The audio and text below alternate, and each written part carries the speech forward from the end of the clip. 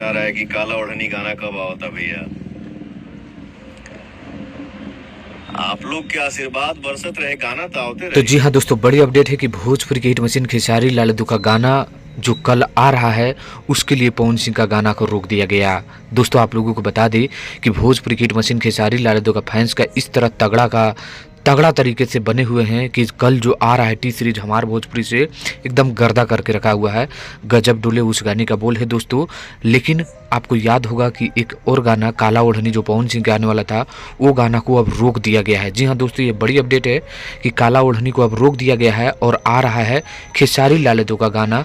तो समझ जाइए कितना फैंस का पावर इस समय बना हुआ है भोजपुरी की हिट मशीन खेसारी लाल यादव का। तो ऐसे ही आप लोग प्यार बनाए रखिए खेसारी लाल यादव पर, और जो गाना आ रहा है कल गजब डोले उसको एकदम ढेर सारा प्यार दीजिएगा। और काला ओढ़नी जो पवन सिंह आने वाला था उसको रोक दिया गया है। तो इस पर आपका क्या राय है नीचे जरूर कमेंट करिएगा।